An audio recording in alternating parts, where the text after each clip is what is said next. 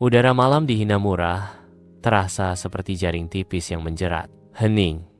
Tapi bukan hening yang menenangkan, ini adalah keheningan yang membuat detak jantung terdengar seperti jenderang perang di telinga Takuma. Ia berdiri di beranda rumah.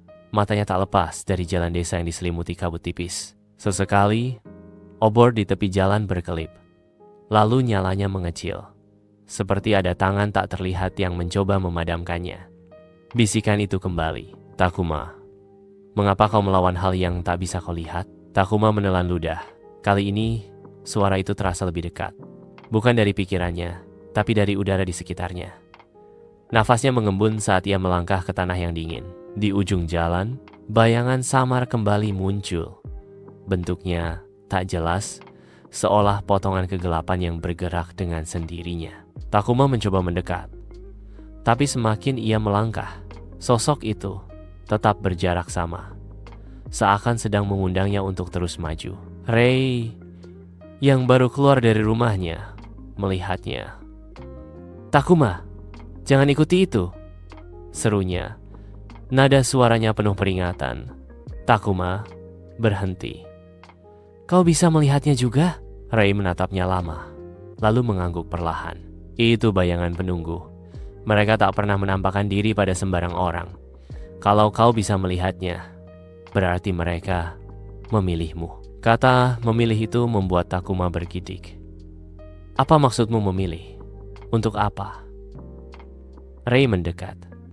Matanya tak lepas dari sosok hitam di kejauhan. Ada dua kemungkinan: mereka memilihmu sebagai perantara untuk menyampaikan pesan dari dunia mereka, atau mereka memilihmu sebagai jembatan agar bisa masuk ke dunia kita. Seketika, bayangan itu bergerak cepat, melesat di antara cahaya obor dan kegelapan gang kecil di samping rumah-rumah.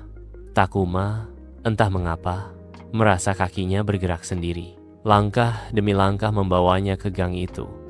Meski ia tahu ini berbahaya. Ketika ia tiba di sana, dunia seakan berubah. Suara jangkrik hilang, desiran angin lenyap. Yang tersisa hanya suara detak jantungnya. Dan di tengah lorong sempit itu, bayangan penunggu berdiri tegak. Kali ini bentuknya lebih jelas. Tubuh tinggi ramping, wajah tak terlihat, tapi dari ruang kosong di kepalanya memancar dua cahaya redup seperti mata. "Takuma, kami melihatmu di batas cahaya dan gelap. Kau akan segera berada di antara dunia. Pilih sisi yang akan kau pijak." Takuma ingin bertanya, tapi lidahnya keluh. Bayangan itu mengangkat tangan, dan tiba-tiba dunia di sekitarnya terbelah. Di satu sisi, ia melihat Hinamura seperti biasa. Di sisi lain, ia melihat padang luas, berwarna kelabu, penuh kabut dan sosok-sosok samar yang bergerak di kejauhan. Sebelum ia sempat mengambil keputusan, sebuah suara keras memanggilnya dari belakang. "Takuma, kembali sekarang." Itu suara Rei, penuh ketakutan. Bayangan itu menunduk, lalu perlahan memudar, meninggalkan jejak dingin yang menusuk tulang. Takuma terjatuh berlutut, napasnya terengah. Ketika ia menoleh, dunia sudah kembali seperti semula. Gang desa, obor berkedip, dan Rei berlari menghampiri. Namun di dalam hatinya, ia tahu satu hal. Mulai malam itu, ia tidak lagi menjadi bagian murni dari dunia manusia.